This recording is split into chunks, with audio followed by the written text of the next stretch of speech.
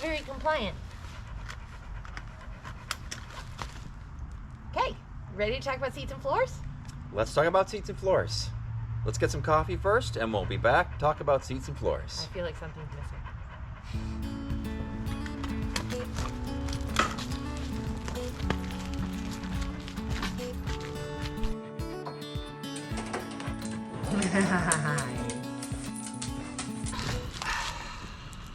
Wait, these seats are different. Oh, they're just how they should be.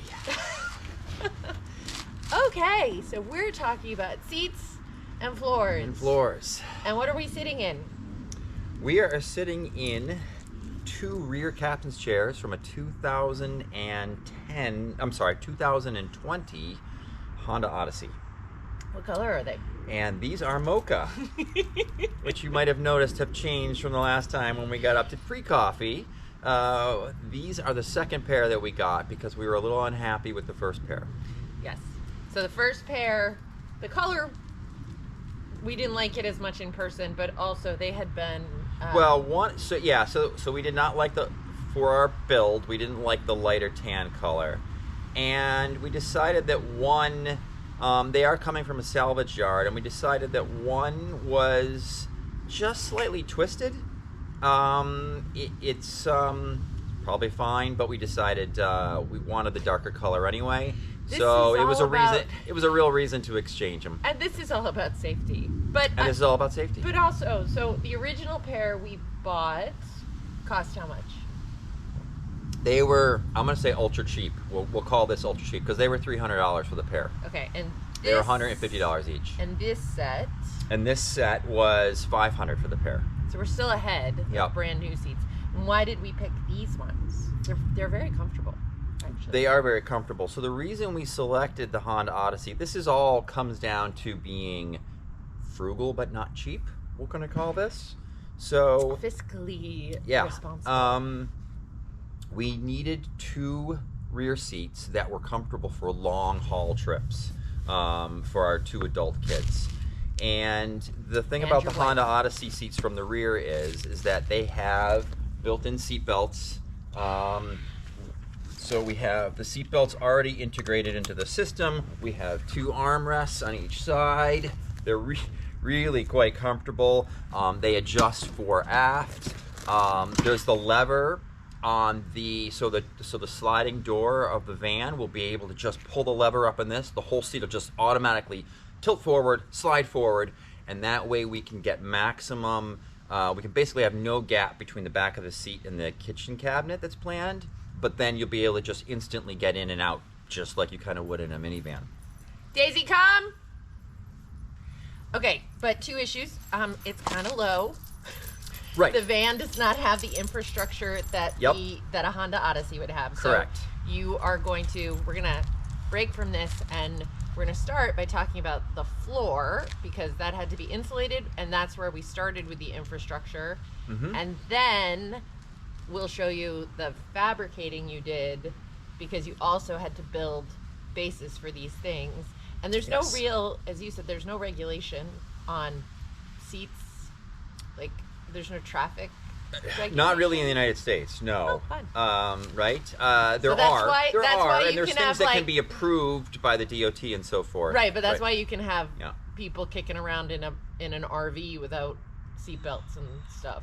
But we wanted to make sure. Correct, or why you can refurbish an old pickup truck and bolt in whatever seat you find and that kind of thing. Okay. That's right. But we really were focused on, or you were really focused on maximum safety and even over engineering this. So I went into a deep dive on the forces applied to basically the systems in a body in a crash, looking up the amount of force that everything needed to take, and then basically designed everything so all the bolts, the thickness of the steels, all that was looked at for shear strength, and just to make sure that it exceeded the accident, the forces. Cool. Yeah.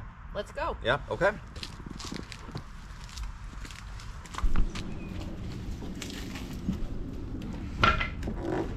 Can I just tell you that my recent discovery is there's nothing cooler than sitting in the van like this. You like sitting in the van like this? I just like seeing it. Vans are cool. Okay, so we're gonna talk about the floor. Let's start with what we had when we bought it. What comes with the van? Yeah, so I mean, if you've been watching a lot of van videos in terms of how to do floors, you're gonna find that every single video probably does it different. And nobody has any empirical data to prove that theirs is the best method. So this is what we did. So this is what we did. So this one came with a subfloor. So this is the floor that came with the van. It comes with most Mercedes Sprinters. I know, like the ProMaster, it's an option. So your ProMaster might have come with the wood floor.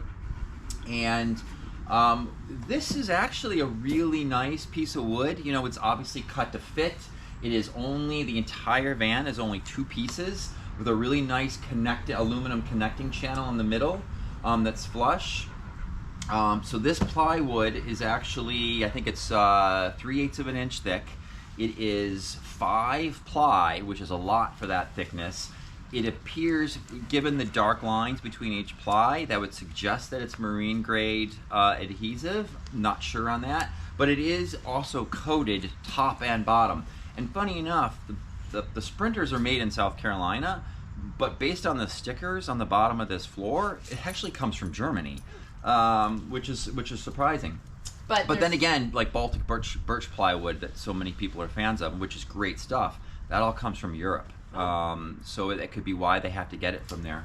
But there's nothing, when it comes, there's nothing underneath it. So it's uninsulated. Yep, so it's just straight on top of the bare ribbed the metal factory, floor of the van. So you took it, I feel so badly because you have done so much work on this floor for it to look like you've done no work on this floor, right? That is true. So you took the floor up, you put it out in our driveway, and then to insulate underneath, you decided to do what? So underneath here now is XPS, which is extruded polystyrene, which is this is basically an example of this. And we used 3/4 inch. It was coming down to a balance of, we have to watch our ceiling height.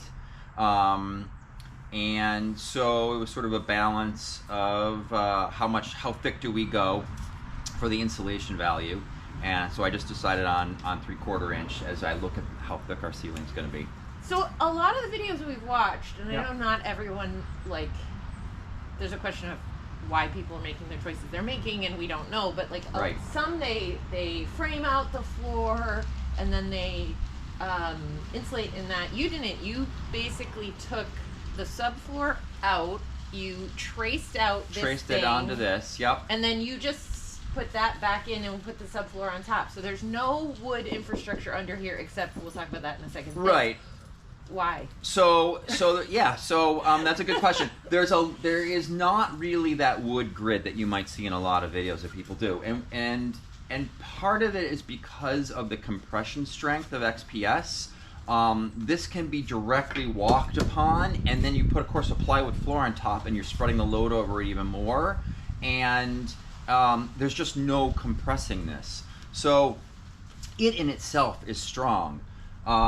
There are a few places that I did put wood into the deeper channels of the ribs that go down the van, and then mainly there's just one big deep channel in the center of the van. And I decided, you know what, I'm going to put a rib down the center of that, which then just fills that gap under this, just for my own peace of mind that particular large gap is not gonna flex, especially since it's down the middle of the van, and that's really where all the weight is. On the sides, there's really not a lot there's really no walking weight. One side's gonna have cabinets and so forth, and the other side. So yeah, so I did put an extra rib of wood down the middle in the channel. But some of the channels are actually still empty. Yeah, and you want that, right? And I wanted that, and a lot of builders want that. They want the airflow. They want the van to breathe. And I know this is everybody does something different in this case. There's nobody can prove that they have the best method. At least nobody I've seen so far has proven it. Right. So you kind of have to go with your gut. Your gut. So this is for insulation. It's for sound. Yep. Proofing. This is yep. But we do have, so we're putting these 2 seats in, which means we needed some additional infrastructure to support the seats. So what are these? So these are L-track, logistics track. Everybody uses L-track a lot for a lot of different reasons in vans. This is the heaviest duty L-track I could find. They do make ones that have sort of a flare on each side, which will go over your finished floor. Not quite as thick as this stuff. So this is the heaviest duty one I could find. It's recessed down into the plywood, and it's raised up because our finished floor material will then flush this. So you routed out I routed out the channel. The channel. Yep. So this was kind of a weak spot as we were moving it back and forth. Like once you routed it out, we needed to be careful as we moved it back and forth. Right. And then under here is not under this channel is not the insulation. Correct. It is... Correct. There's wood framing underneath the L-track across each channel, and so that's providing compression support as we bolt down through the L-track to the underneath the van. So it's not just on top of this; it's actually on top of wood for structural support. And then this L-track gets bolted through the floor every 4 inches through underneath the van, where then we bolted it down to the floor. And you have like underneath there, you've got this bolt that goes through the floor, and then we have 2 washers under there plus. So there's a massive extra thick washer, then another washer on top of that, and then the bolt. So that's, people do this different ways. You do need to distribute the load. You can't just have a small washer and nut under there. Yep. So these are, and this is all 316 stainless steel. And so we have a massive extra thick washers down underneath there. And so they were also put up with gasket sealer. So they are also kind of sealing everything in. So the idea is that it spreads the load if there's a crash or anything. If there's a crash, there's obviously going to be lifting load and forward load on this L-track, and so those are designed to distribute the load to the sheet metal underneath, so that it can't lift up through the sheet metal. And we only had a little bit of an issue over here because of the heat shield, right? Well, issue just very tough to get at. Yeah. Yep. But otherwise, yeah. Yep. All right. So now we have to figure out now you have to tell us how to attach the chairs, the seats, to the L-track. Okay. So the chairs, the Honda Odyssey chairs, need to be raised up. They're just sitting too low to the floor. So in order to raise them up, and they also needed basically bars replicating what's in the Odyssey to snap into. So I fabricated these bases here. It's probably about 25 pounds. I actually bought seat bases, car seat bases that were pre-made. And these are designed to get bolted down to a floor. And then I fabricated these extra channels up top, which are all bolted together with grade 8 bolts. And that creates basically the track system and the slots where the seats were just going to snap into. Okay, so how do things attach to the logistics? So the L-track, and then basically, so with this seat's going to get bolted down to the L-track with these double stud bolts, and so these go into the L-track. They can slide back and forth. And so we could actually technically slide the seats together or separate them, which we're probably going to have most of the time. And yeah, this that goes in there. The seat base goes on top of the stud. It gets bolted down from the top and should be ready to go. The rating on these when you combine all 4 basically exceeds the forces that you would need for a crash. That's impressive, my love. So you're gonna paint those? Yeah, I'm gonna paint these. And why are we gonna paint this is bare steel, so I just want to paint it for rust prevention. Okay. Yeah. So, and then we can also use the L-track for Daisy, right? We can attach. Yep. We can get a cleat to attach so that she can. So I'm have going to her get some harness. quick detach rings that will just go in, that you can just snap in by hand, and that'll create a ring that we can then attach our dog's harness to. Yeah. Cool. Do you want to put the seat in and show how it works? Sure.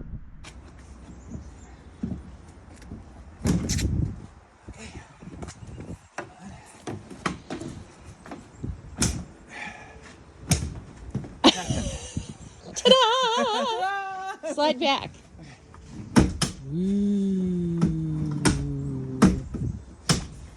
High five. The cabinet's going to come right up to the back. Yep. But then the advantage of having this come from the minivan is that basically we can. I hit the wrong button.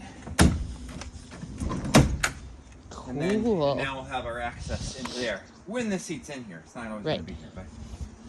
Nice job. And then the puppy will go.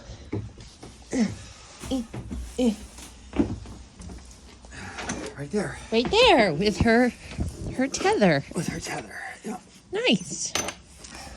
Okay, here's the last segment of this video that has taken us 2 weeks to finish. So, yesterday we drove down from Boston to Raleigh, North Carolina. It took us 14 hours. 14 hours. So it was the first big trip for the seats. They're pretty comfortable. Sophie in particular was very comfortable. She sat here, I sat there. And Daisy also came with us.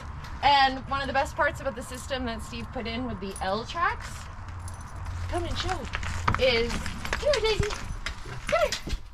Okay, so she wears this harness, and then we have this tether attached to the L track, so we could clip her in, which gave her just enough room to move around a little bit. She had a bed in the middle and to sleep, and then we could just quickly switch the L track, this clip for her leash, so when people left, she couldn't jump out with them.